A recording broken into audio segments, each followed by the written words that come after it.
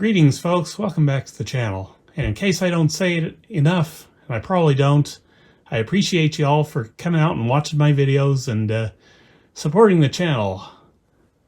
Whether you've been here for a while or not a while, I appreciate you. Anyhow, before we get to today's project, I thought I would give you a little update on this hard case Akai GX-R88 with the shipping damage. I think I'm getting a little bit closer to figuring out what's going on with the bias oscillator in this thing. It is not working correctly. I know it's not. At least now I know it's not, but I've been doing some experimentation and firing some stuff in with the scope and watching the scope and doing measurements and all kinds of good stuff, and I think I might know what's going on with this, at least for the left channel being absent. Basically what's going on with this unit is, I think this capacitor is bad right here, C22. This is the bias coupling capacitor for the left channel. And in order for me to elucidate what the issue is, oh, by the way, I replaced the bad capacitor over here with something that's not quite right, but I needed something in there for testing, so I got this little WEMA 0.0033 in there. It's supposed to be 0.0036, but I didn't have that capacitor, so I just had to make do. But I got some printouts over here. I've been testing and testing and testing away, and C22 is this one here. This here is C22 right here. Right down yonder. And you can see C22 and C21 are connected together down here. This is the bias oscillator output right here. Basically what I'm getting is I'm getting the same voltage going into the capacitors and different voltages coming out. This is what I got up here for measurements. This is with normal tape, by the way. Now at this point I'm going to have to go into voiceover because I have not been able to reproduce these numbers that you're seeing on the screen right now. Not exactly sure what was going on here, whether or not it was a measurement error or something is very badly wrong with this deck that I don't know about yet, but I have not been able to reproduce these values at all. What I'm getting right now is basically more sane values, like 74 volts or something like that for normal bias tapes. I am still getting a mismatch between the outputs of these two capacitors, as mentioned in the video, so keep that in mind. C22 and C21 get both the same 228 volts in, and going out it's 144 on one side and 106 on the other, and I cannot bring this 106 up to this level. C21 being the right channel, that is working. So I think C22 is going to have to be replaced. Like I said, that is this one here, so I don't have that. I'm going to have to order it. Now, there were people who mentioned, and I agreed with them, that there might be some issues down in the rest of the circuit with transistors and other capacitors, but I have now checked everything over here. Everything seems to be working over here, so I can't say that any of these are the problem. I don't think they are. And these are even further back in the circuit. They're not causing the problem. They can't be. Well, I suppose they could be, but I don't know.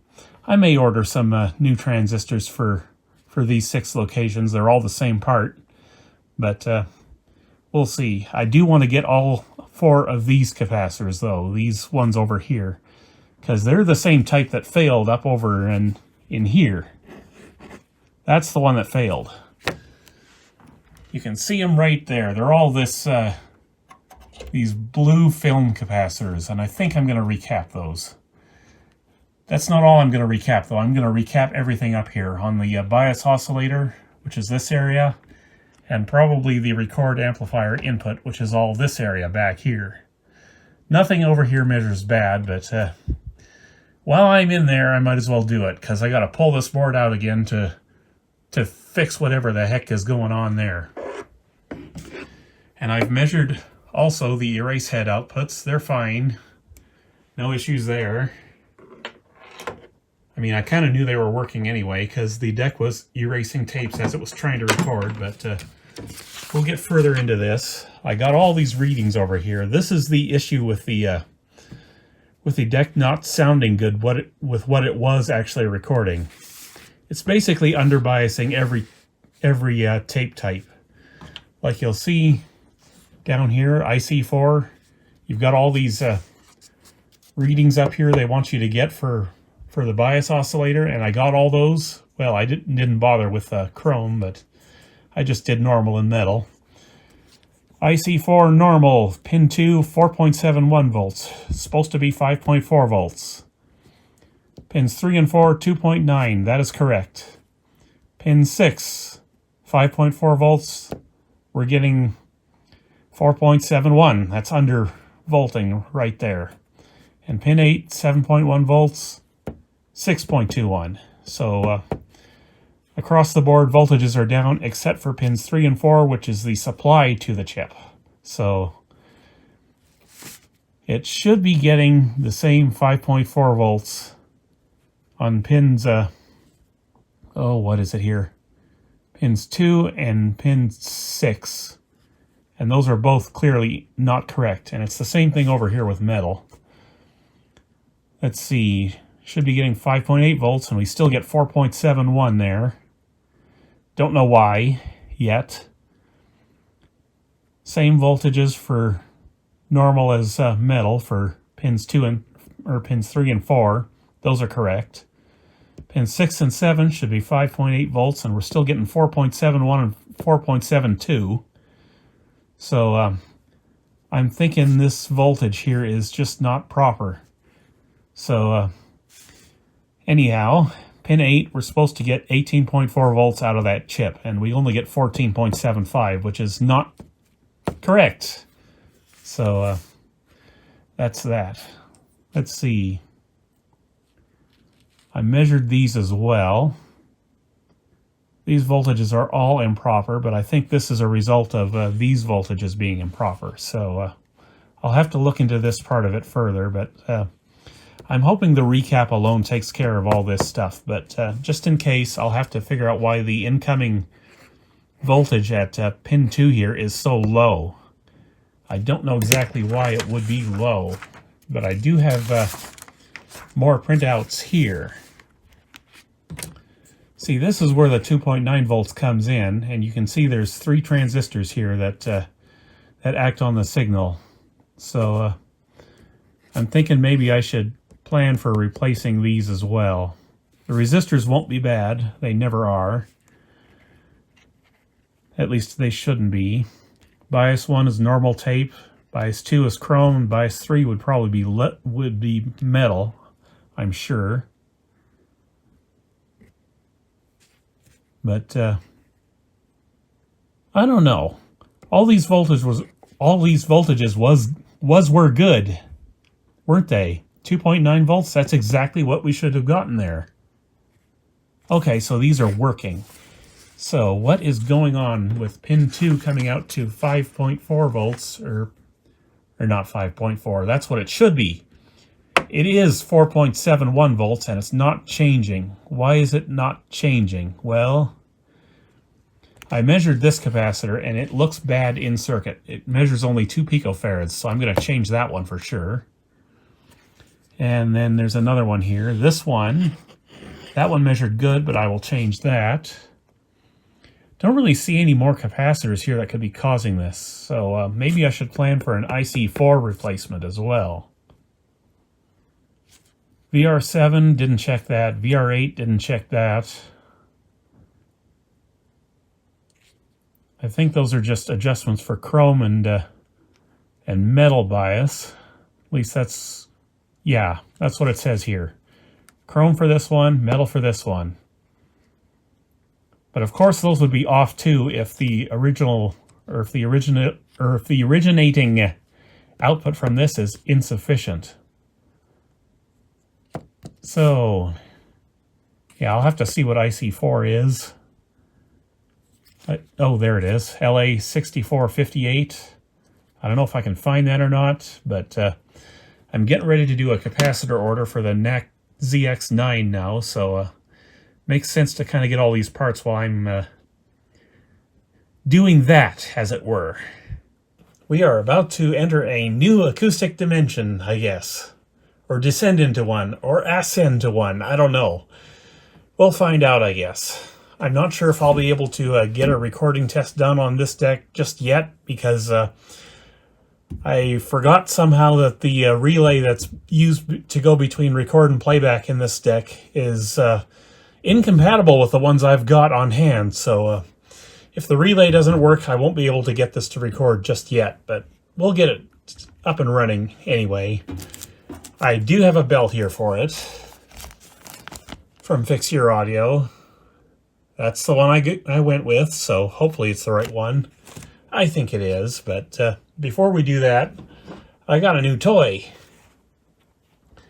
I have an actual LCR meter now. East Tester ET432. This is basically the multimeter version of what Trevor's bench uses, so I think I'll be happy with it. I've heard that the DER meter has some interesting, irritating little quirks with it, so I didn't want too many irritating, interesting little quirks with mine, so I went with this one instead. And I've already used it. I tried it on the original filter caps, or the main filter caps of the Pioneer receiver, which were 8200 microfarad, and this thing told me they were down to 5500, so good thing I changed those. But this is the second to last item on my 2025 shopping list for test equipment. The only thing left is a new microscope, but I'm not sure if I'll get that because I kind of used all that money to get that that beast last week that you saw, the ZX-9. Anyhow, yes, we do have an NAD device in our hands today. And I'll tell you right now, this is probably the last one I'm going to be buying from this brand. There's an access panel on the bottom you can take off to do some surgery on the innards, but it doesn't really cover the full size of the and scope of the main board. Here, let me show you. You can get to a little bit in the center, and then the rest of it's blocked off, but what I noticed underneath there was this thing has lousy soldering quality on every board, so what I'm going to be doing today or tomorrow, or at least this week, so in time for the video, is I'm going to be pulling this main board out to resolder everything, because there are a lot of really questionable soldering joints on this. This model is one of the Chinese manufactured ones, as we can see in the back here. Made in China, right there. You could get them made in China or made in Taiwan, and that's basically how NAD cut costs and still gave you really good performance. But as a side effect, that comes along with really, really bad solder joints. And as far as the rest of this goes, I think all it's going to really need is a transport service. That's pretty much all I think it needs. I don't think it needs capacitors, so I will not be changing any of them. But we'll see how far we get with this. I did do some testing off camera, and this button here is a little flaky. It starts fast forwarding and then shuts off right away and whatnot, so we're going to have to look at what button switches are used in here and possibly replace those. I'm kind of intending this to be a replacement for my BX150 for archiving my old mixtapes, because it's got a play trim control here that the NAC doesn't have. And yes, I think that's pretty much all I wanted to say at the moment. Oh, I should talk about this play trim control a bit. NAD decks have that feature, and you may not have seen it before. Basically, what's going on with this play trim control is, you know those decks that have the 120 and 70 microsecond switches? Think of this as sort of a potentiometer in place of those switches. It's not quite identical because this will have the appropriate equalization built into it, but what the play trim does is it sort of compensates for the recordings from other decks, so that's kind of a nice feature to have. That's kind of why I want this to replace the BX-150. So, what am I going to have to do here? Well, in order to get this board out, I'm going to have the front panel off anyway. That's probably going to help me with getting the transport out. I see there's transport screws way down on the corners here that are only accessible if the front panel's off, so I guess that is our next step. Okay, do I need to delete that zip tie? I don't know. That one probably. Let's see what else we got going on here in this rat's nest. That one's got to be unplugged.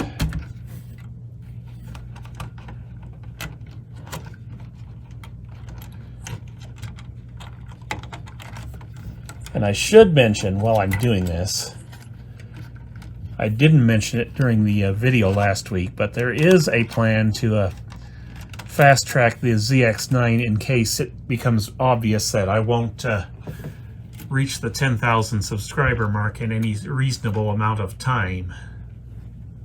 Oh, what the heck, I'll delete this thing anyway.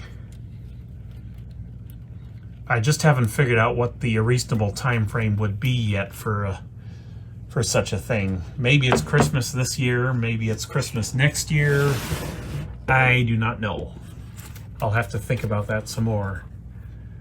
Let's see, I want to pull the power supply board off too. When I get to that point, let's see, what else do I need to do? It would be nice if I could fully separate the front from the rest of the chassis. I don't know if I really need to though. But we do have other connectors to get rid of.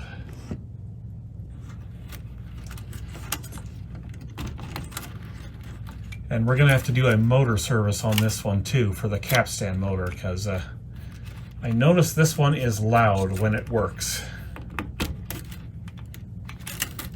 This is a permanent part of my collection, so I do not want it to be loud.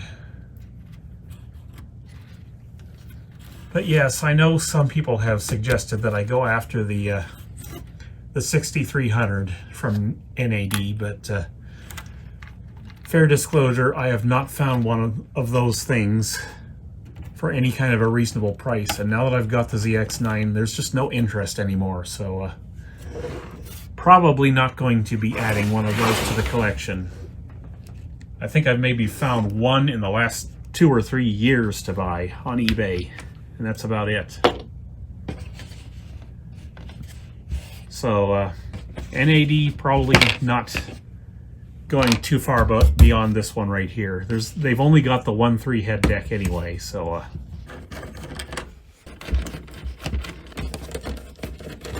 and you can see here what I mean about the access panel. It's borderline useless, so not too thrilled about that, but what are you gonna do? Oh, and before I forget to tell you, there's this car button on the front of this. What that does is it engages a compression circuit. It's intended for you to make tapes for use in your vehicle back in the day. But nobody has a cassette deck in their vehicle these days. Well, except for vintage car collectors. So maybe there would be some utility for that in 2025, but that will never get used on this deck. Okay, let me open the tape door here. Because we got to pop that off, I'm sure. And this should be... Okay, there's a couple more screws, I guess. It's going to be one on each side and one down there anyway. Okay, have we got her loose now? No. Probably some transport screws to remove, and yes, I see it right there. Just one. Right yonder. This one's different from the rest of them. It's a machine screw. Remember that, self.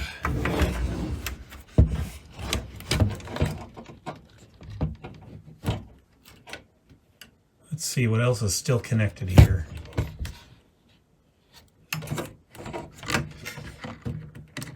There's this wire over here I think I'm going to delete because it's kind of holding things up, and I forgot one down here, it looks like, for the erase head. So we'll unthread the counter belt here. Transport is fully disconnected. I will take out the screws for the transport, if I can get access to them.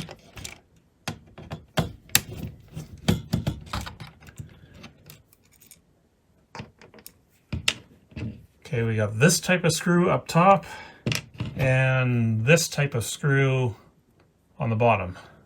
I don't know if you saw that type of screw.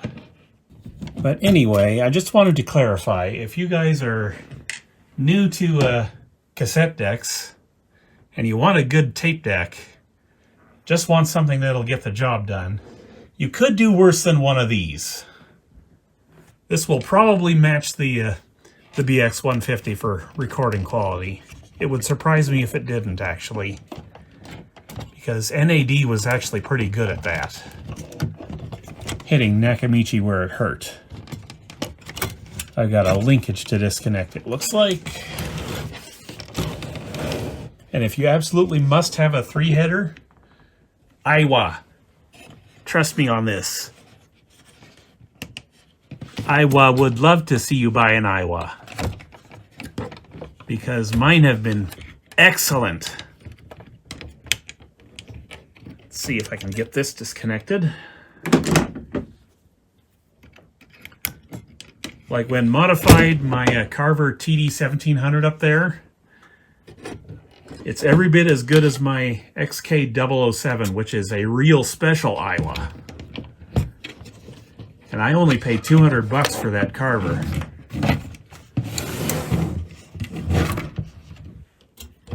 Okay, so here it is, transport. All this one really needs is a, well, let's see, it needs a thorough pinch roller cleaning. I don't know if this one's bad. It doesn't really feel that bad to me. But we'll see how it cleans up and whether or not it's any good. It's really glazed, but I think I can bring it around. So yes, pinch roller cleaning. I'll probably do the reel tables because I'd like this to have decent wow and flutter. Motor needs a service because it's loud. Won't engage any tape modes because the belt is too loose now. So really not much needed to happen with this, I don't think. And oh yeah, I have to clock this motor around so I can get at the speed adjustment in the deck, because the way NAD has this panel here blocks access to that screw or to the adjustment hole on the motor, so I can't get to the motor the way it is now. Anyhow, this will be easy peasy lemon squeezy, I think. I'll figure out the counter belt here momentarily, but we'll get started with this stuff back here. Okay, so the first thing to be aware of back here, it looks like, is this little springy doodle here. I'm going to release that because we have to. It's kind of disappeared underneath, and I hope I can get back to it later, but I'm sure I can figure this out if I have to. It's probably going to want to release itself even further than that, because I can see it's caught on one of the motor mounting screws. But like I said, I'll worry about that when I have to. I believe this is an Alps transport. And if you're not familiar with that name, you'll probably be familiar with the name Alpine. Now, let's see if I can get the motor plate off in order to start working on this.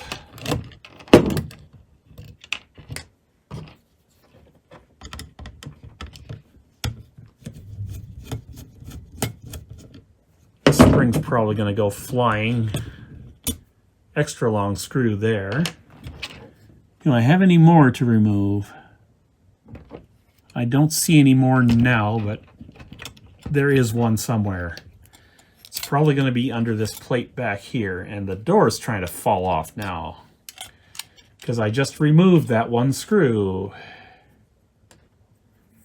Okay, so this little plate goes in like this, I do believe.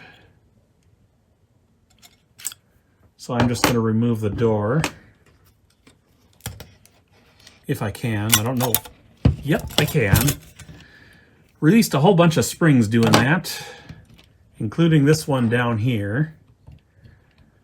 I'll figure it out somehow, some way. The damper came off, and then this came off. Like I said, I'll figure it out. But while we're at it,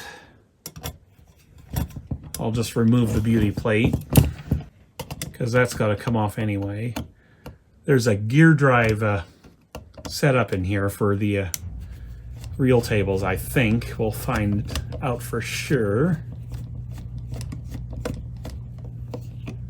But I need this off anyway to change the counter belt, so we'll just keep stripping her down until we can get the access to the parts we need. Yes, there it is, gear drive idler. Counter belt is off. Nice, simple transport, it looks like. But we got to get this plate off the bottom so we can keep getting at the capstan belt and flywheel and such.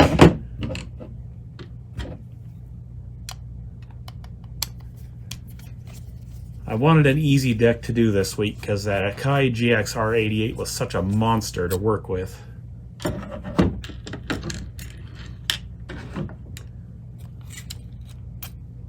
Oh, okay, it is loose now.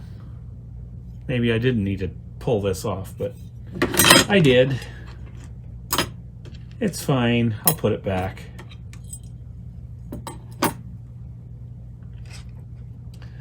Okay, so we'll set her face down again. And yep, that spring came fully unwound now and smacked me in the finger. Okay, now we've got access under here. And yeah, that belt is donezo. I'll put it to the side in case I need to reference it. And this spring, when it goes back, will have to be clocked around to, let's see, about this point, and then it'll hook back on that capstan motor plate. But I want to remove the spring now so I don't lose it. Just put it up out of the way is all I'll do with that. I will not be re-greasing under here, I don't think. I don't think it needs it. But I want to flip it back over and I lost the little brass insert that goes in there. That's fine. As long as I know where to put it. So I'll just put it up inside yonder spring. There's an oil control washer to remove. Off it comes. Put that up with the spring as well. And then off comes the flywheel. Okay, grab my acetone here.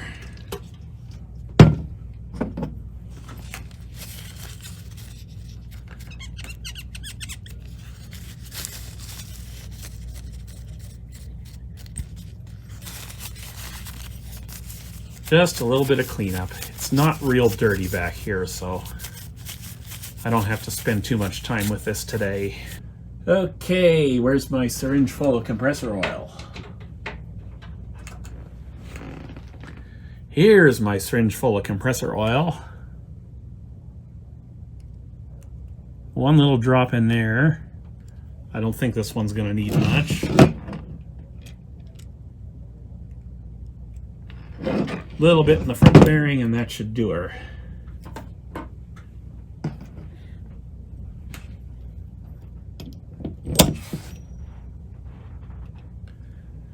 I like that. I like that very much.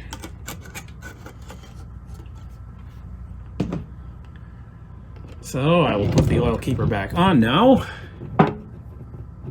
And then it's time to get into the capstan motor. Okay, iron's hot. At least it should be.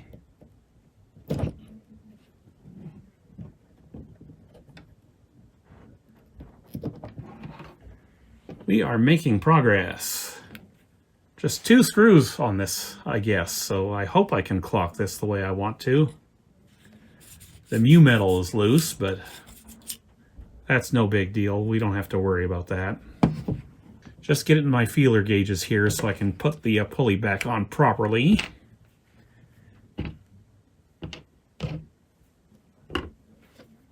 And now it's time to service this thing. Getting inside this one might be a little bit of a challenge. Then again, maybe not.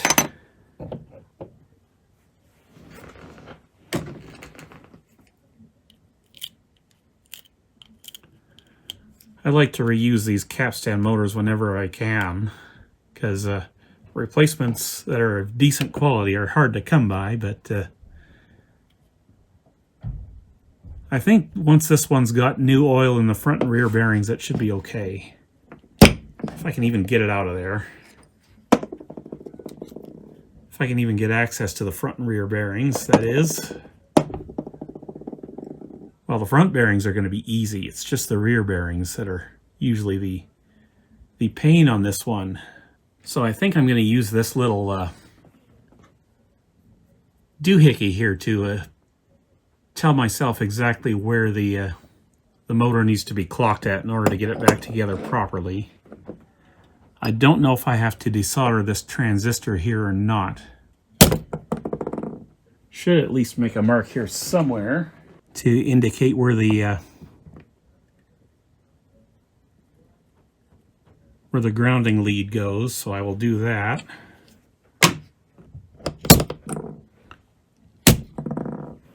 Okay, does the controller come off? Yes, it does. Just like that. And what do we have here for that capacitor?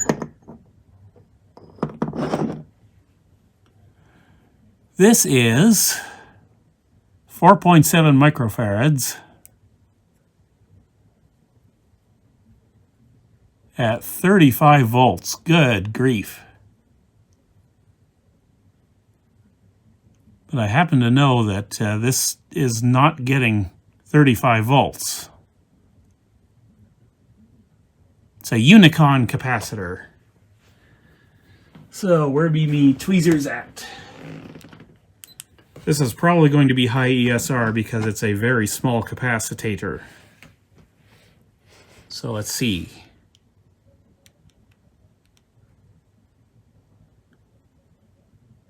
Actually, 4.3 microfarads, 3.8 ohms ESR. This is not a bad capacitor, so it's not getting changed because I don't even think I have that capacitor. At least not one this small for this application. So I'm just going to fold her back down and pretend I didn't see it. But I will grab my Deoxit D100 here and I will clean this pot.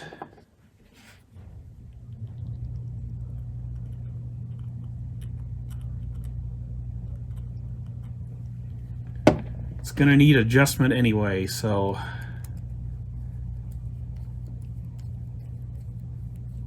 let's clean it up now, I say. Okay, next step is to get inside this thing. So I'll put that little circuit board out of the way.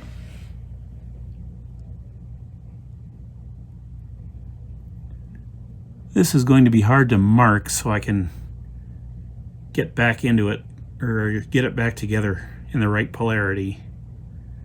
So we've got an L up here.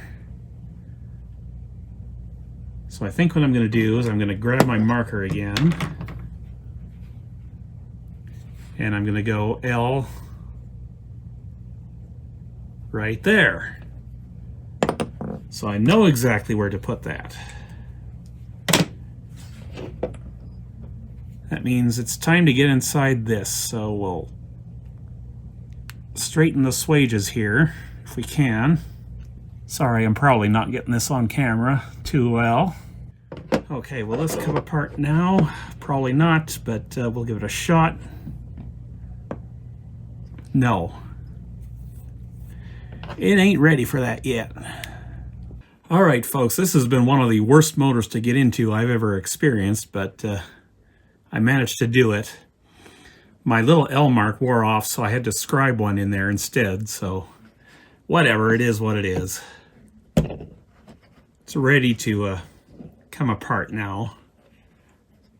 So the trick is to just do this in a way that, that you're not ripping the brushes out of it.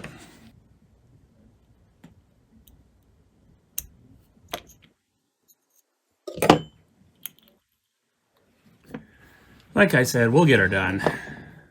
And I'll take my syringe full of compressor oil, which already has a drop of oil hanging off of it.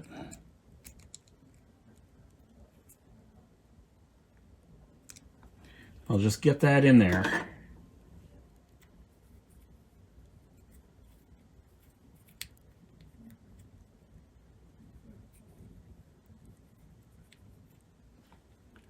And from this angle, I think I will try to get a little cosmetic swab in there full of iso alcohol to see if I can clean off the commutator.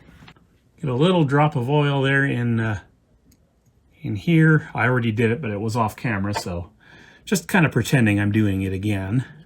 My stomach is telling me it's time to eat, but my brain is telling me that it's fasting day today because I put on too much weight last week while I was in Swift Current.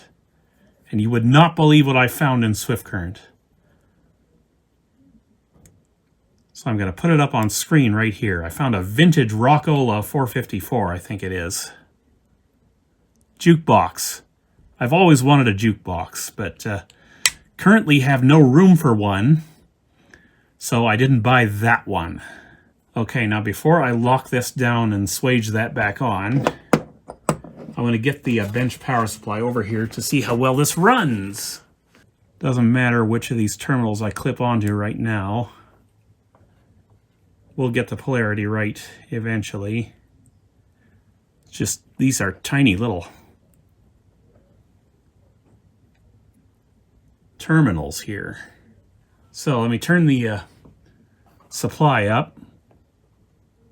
1 volt. Motor is spinning. I'll take it back down to 0 volts and I'll try to get my finger on it just to 0.5 volts in it. It is already spinning. Okay, we're good.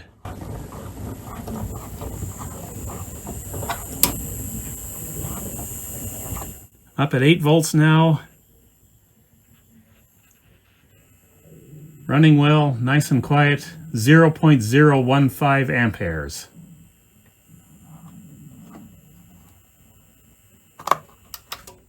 So I think we probably have a decent motor now.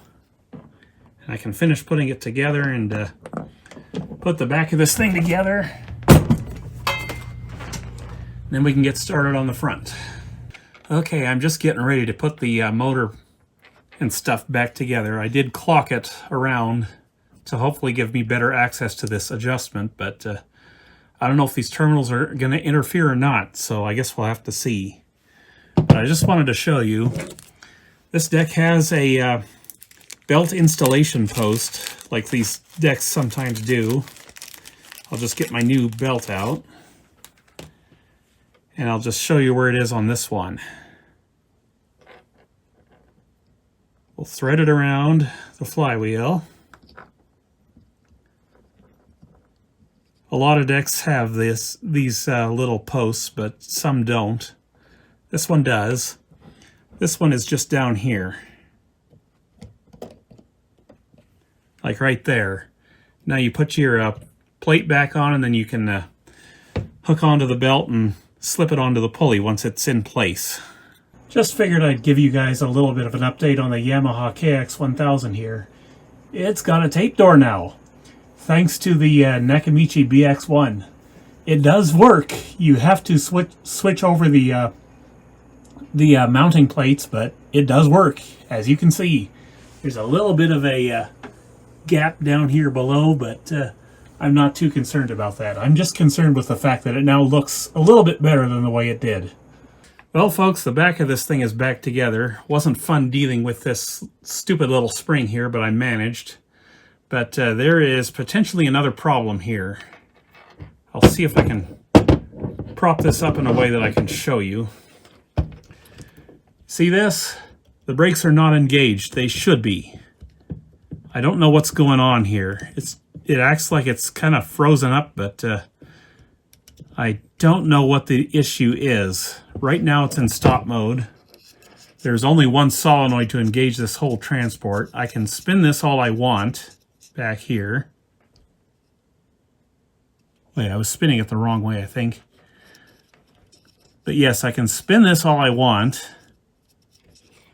And the brakes do not come on. And there's just the one solenoid, as mentioned. If I can just get these parts out of the way. This is the solenoid down here. Right now the cam gear is engaged to engage playback. As you can see, the head block is going up. And now it's in play.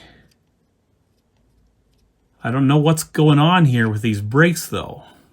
But you see the brakes never engage. I have to figure this out.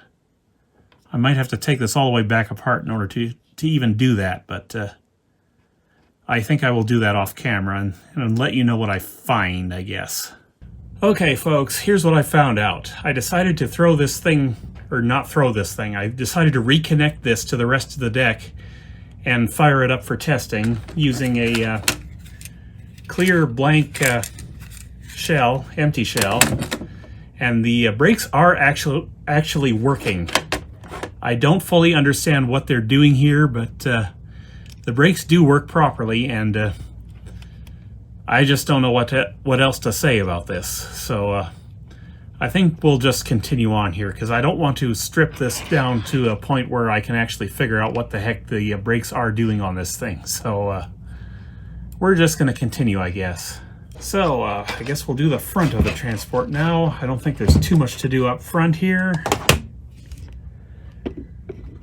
But anyhow, yes, the transport is working properly at this present time. I'm just wondering exactly what else I need to do up here.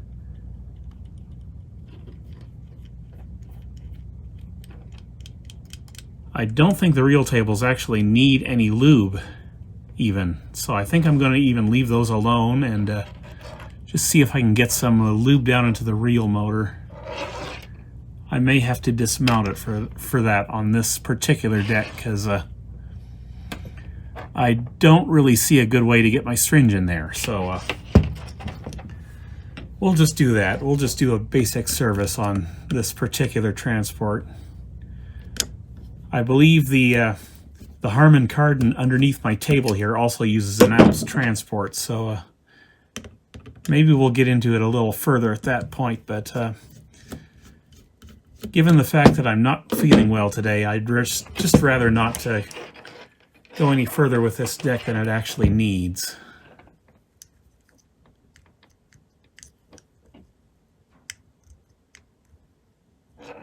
Just taking a look at the idler assembly here. Can I even get to this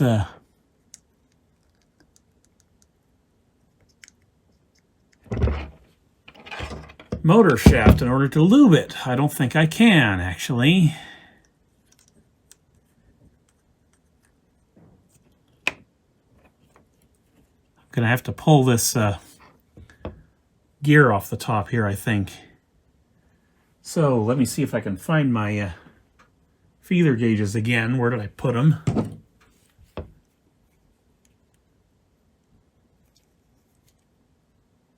Let's see, that's about how much shaft space I need to leave at the top after pulling this off. And I'm going to try to get this off.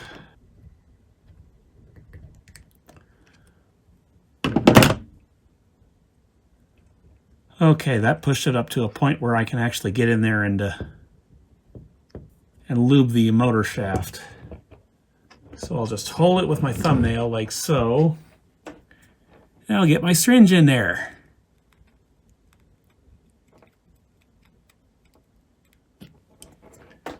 And that should do the trick. So now I got to try and get this motor pulley back down where it's supposed to go.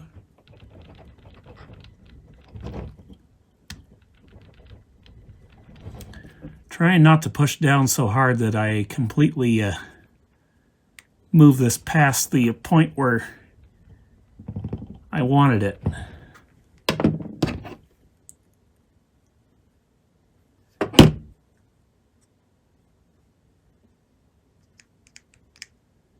And that looks good to me, actually, right there. I'm just using the idler system to rotate the shaft so the lube gets in there. Otherwise, there is a clutch in here. I'm not going to even try to take the idler off, I don't think. I don't believe this deck needs that level of service.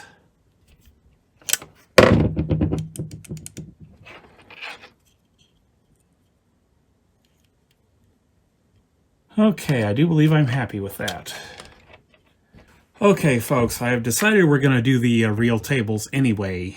I'm not exactly sure about this, if it actually does need to be done or not, but I've seen enough reports of dried up old grease in these that I kind of want to do something about it. But should mention, I've also seen reports that there's possibly a braking component to these reel hubs, and we may not want to over grease them, so we'll just take a look and see how it is. Just trying to get the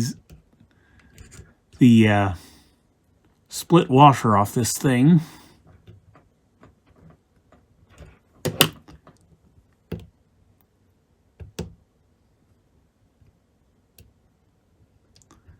Almost lost that one, but let's have a look here.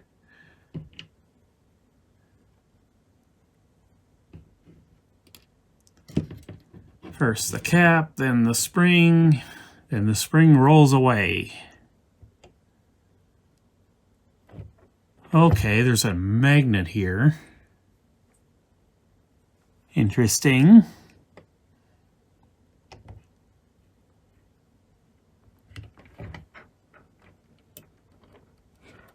Ah, yes, and there's a Hall effect sensor right there, so that's what that magnet is for.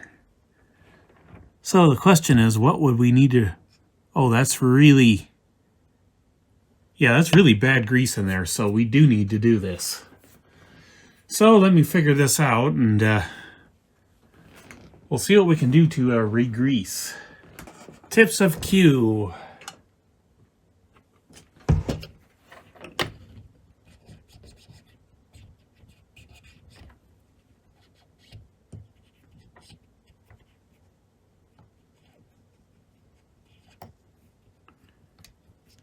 Yeah, not so good, all this old grease in here. I'm just not exactly sure what I should grease and what I should not grease in order to get this working, but I guess I'll figure that out.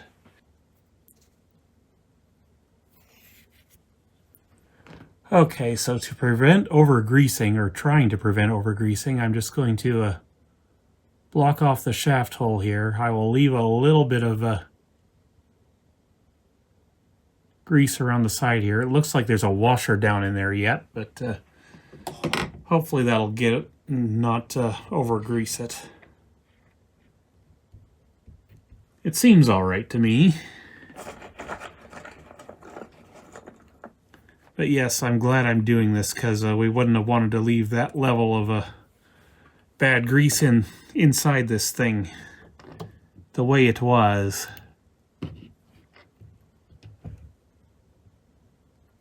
That would not have been good. Okay, where did I just lose that washer?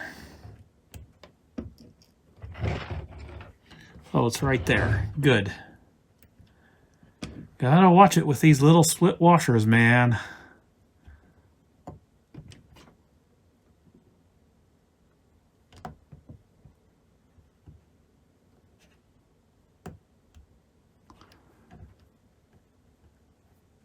Okay, so that one's done, and it is stopping on its own, which I'm gathering is probably good, the way you want it with this. I will just do the other one now, and I'll pick up with you after that, and we'll continue. Let's see what else. We got to clean this little micro switch down here.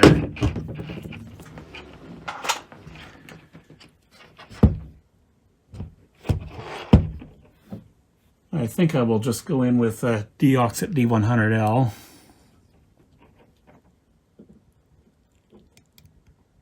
I need a little strip of paper. And this is how I will clean the switch. I will just use the D100L that I already put in there, and we'll just drag the paper through. That should get it clean enough. It wasn't having any problems before, so shouldn't be having any now, but to be sure, we'll get the meter out and check for continuity. Oh, there's another micro switch back there. Of course there is. This thing's in series with a micro switch.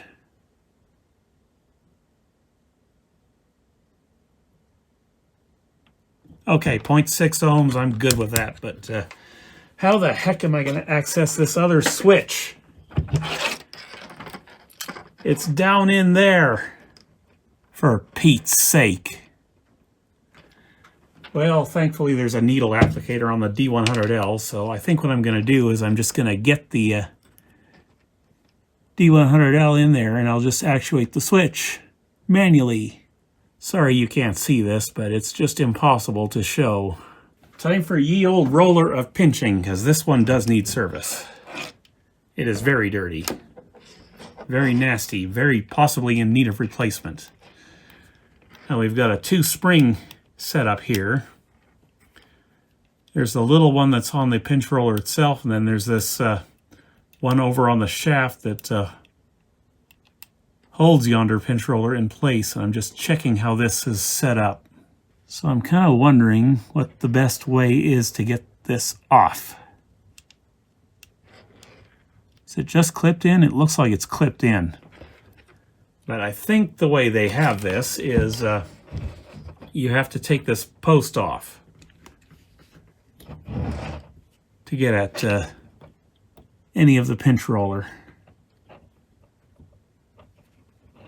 So I guess I'm going to have to do it that way.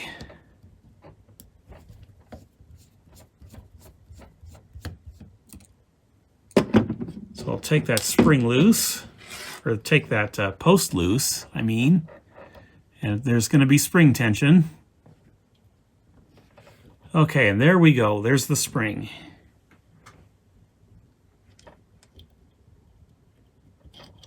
And now I can just pull this off, like so.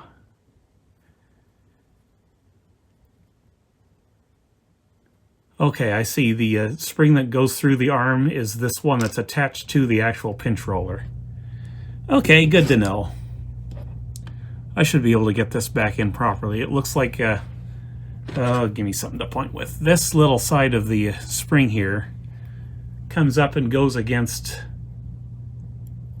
this area right here. So that should be easy to put back in. Pinch roller is cleaned up, but I am not fully happy with it. It seems like it would work, but if you can take a look, there are markings in it yet that I have not been able to get out, so I'm going to replace this one.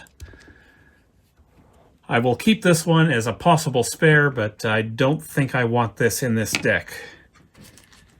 The correct pinch rollers for this are this size, 13 by 8 by 2.5, and I'm thankful I had them because the JVC Double D decks use these sized pinch rollers, and I didn't need to put one in the DD99, so I'm going to use the one for the DD99 in this deck instead. As far as the DD7 goes, I'll try and save that pinch roller as well when I get to that deck, but for now, at least I've got a roller I can put in this. A decent, brand new, nice, clean roller, and this is very much in better shape than the one that came off this thing, so very happy I had that.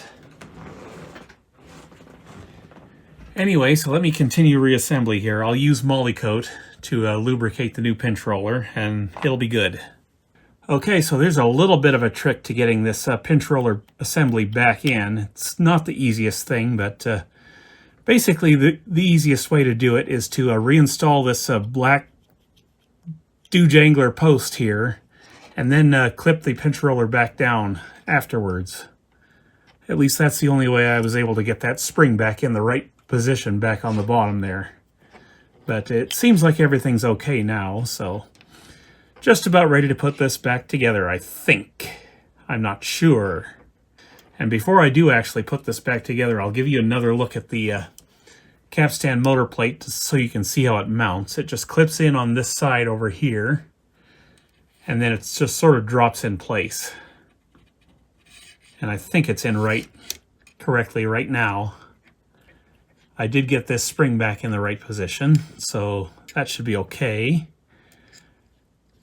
So yes, I do believe I am getting ready to put the door back on this so we can test it and see if it works.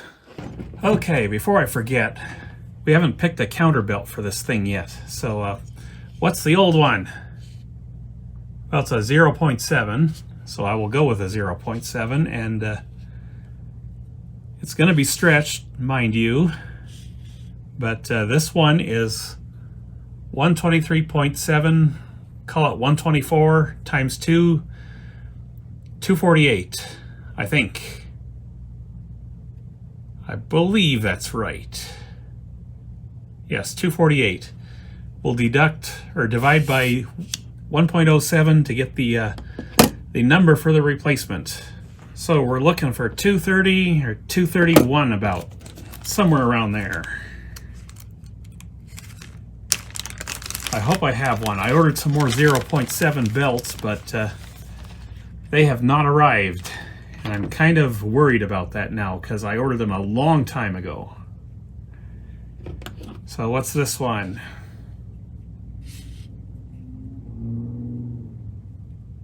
So we want 115. That might be it right there. I might have just gotten it, and yeah, I think we'll go with this one. I think that's the one.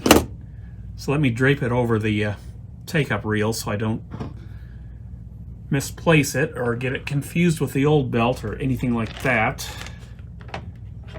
The problem is with these 0.7s is if I don't have the right one when I get into the double D7, that's going to be a big problem. I hope I have the right one when that time comes. Otherwise, I'll have to go with a 1mm belt, and that deck is supposed to be really low wow and flutter, so I would prefer to have a 0.7 for that one. But if they don't come, then what do you do? Anyhow, let me finish putting this back together, and we'll see where we come out with this. All right, moving on. It is time to deal with these button switches. Of course, they had to be these button switches that everybody hates. And you can clean these if you're careful, but I prefer to just replace them.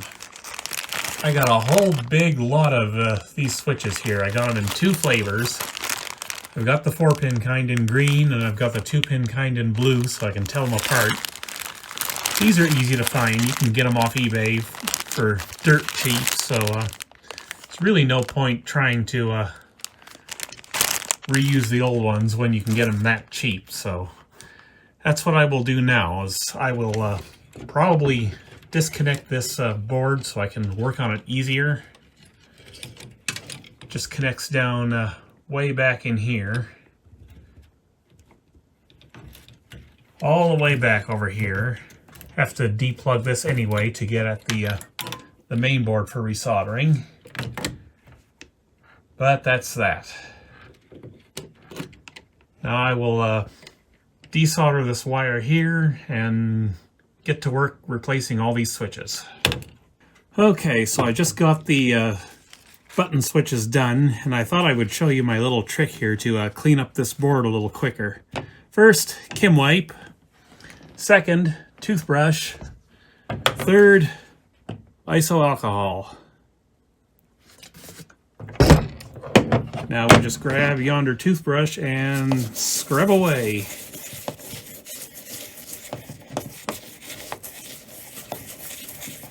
This will transfer the flux to the Kim wipe and clean things up.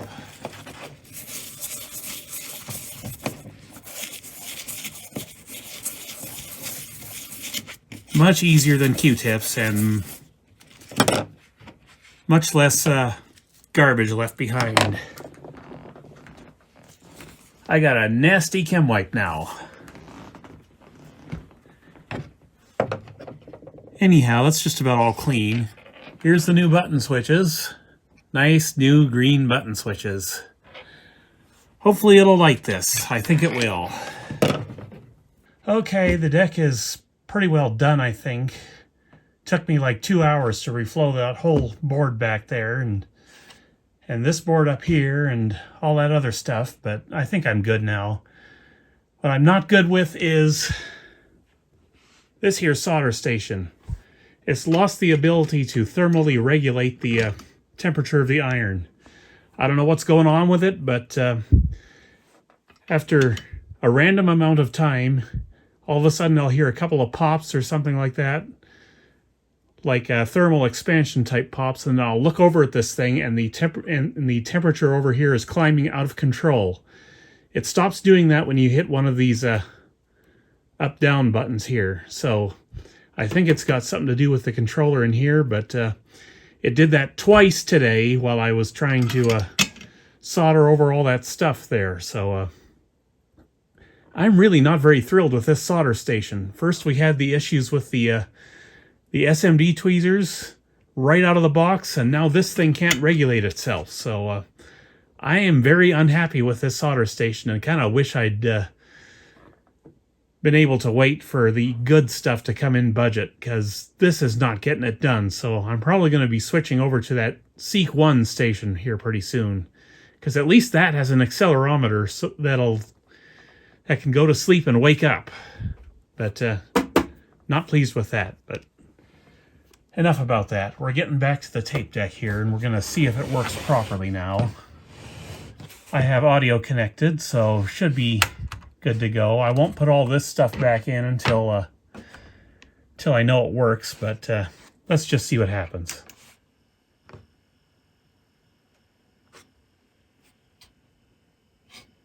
Okay, I hear a motor running, I think. Yeah, the Capstan motor is running. Silently, I might add. Let's get a tape in there and see if it does anything. First, we'll try fast forward and rewind-y.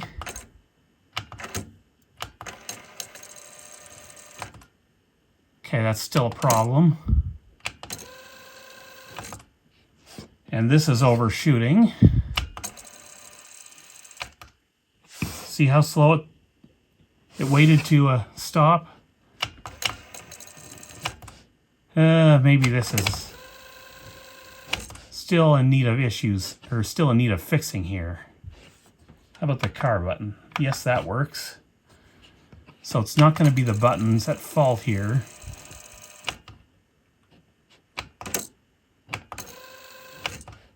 What about play? Does that work?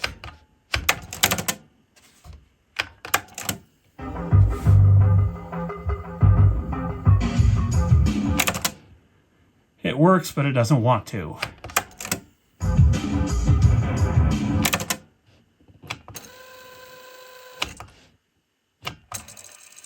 Okay, maybe it's working better now. Maybe it was kind of jammed between modes or something.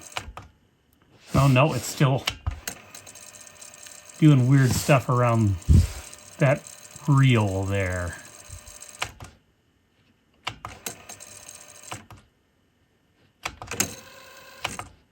I may have to pull some lube out of that reel table. I don't know what's going on with it otherwise.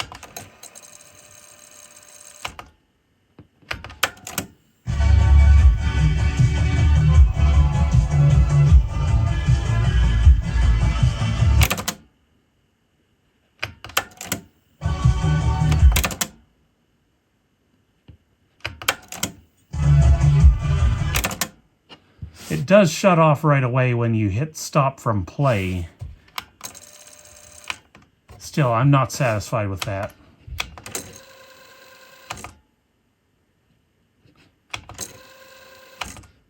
It's better with rewind, but maybe it wouldn't be so good if I had the tape spooled from the other way. Let's find out. Okay, it does kind of have a little bit of a problem here as well, but not to a point where it's a major issue.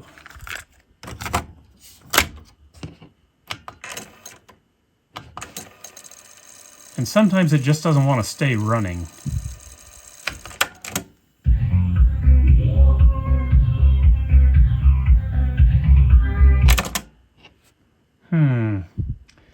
I don't know.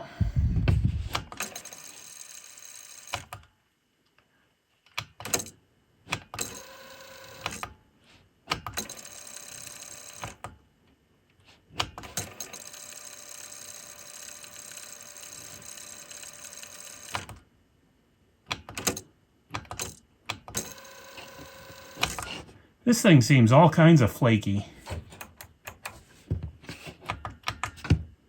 Okay, I think I've got this thing about as dialed in as I can get it dialed in. Did not find anything obvious with the supply spindle. I think it's just this way on purpose. There wasn't any excess lube in there causing it to over-rotate or anything like that, so it's just going to have to be what it is, I guess. There's no back tension brake whatsoever in this transport, and the actual brakes only seem to fire when you're going from play to stop. They don't fire in any other mode, so I don't know exactly what the deal is with this transport. I just know I don't really like it that much, so I'm hoping that the Alps transports in the one deck I've got coming in, and also the Harman Kardon, are better thought out than this, because at this point I don't even know if I want to keep this deck anymore. It depends how it sounds, I guess. So fire it up and I'll show you how it's working. The motor is on at all times now. Don't know why it wasn't like that the first time I turned this on and tested it, but it is running right now. You can see I've got a screwdriver in there for speed calibration already. But I should tell you, the erratic operation of this deck was entirely the cassette presence switch. Let me see if I can show it to you. It's this one right here. That was at 400 ohms or something like that with a tape in. So I just forgot to clean and do all that other stuff with it is all. So that's been done now, and I've cleaned the record prevention switch as well. So it should be ready to go for a record test as long as that relay's okay. But I'll just show you how well it's working now. It does sound good, I will give it that, so.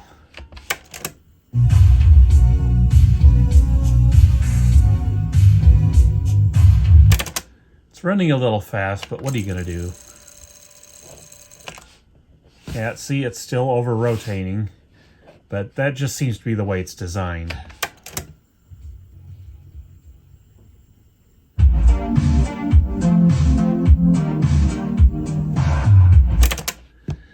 So this deck is about at the end of its repair journey here, except for maybe the relay, but like I said, I'll deal with that if I have to. Right now I don't think I have to. And yes, it is possible, I think, that I could modify one of my other relays to go in down there, but I would just rather have the one that's intended for this deck, so if it needs a relay, I'll buy one for it, I guess, but it won't be an expensive one. I'll just get one off eBay or something like that.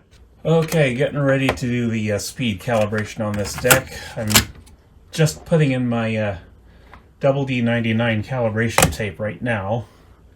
We'll see where this comes out at. I think I've got this set up properly. And let's see what we get.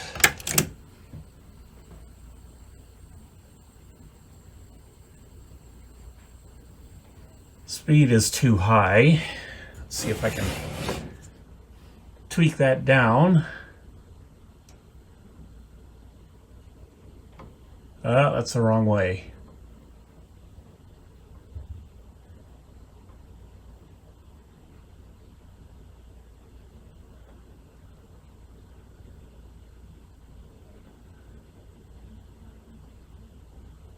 By the way, I cleaned this adjustment pot before I put the motor back together. I believe I mentioned that.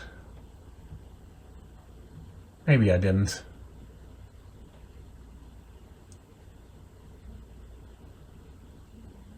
Wow, and Flutter is really good.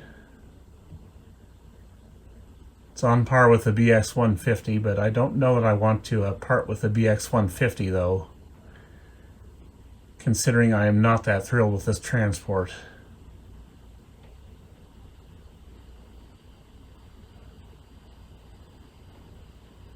Okay, that looks good to me. 0.055% wound flutter. 0.06, I can live with that. Okay, now if I can get my screwdriver out of here.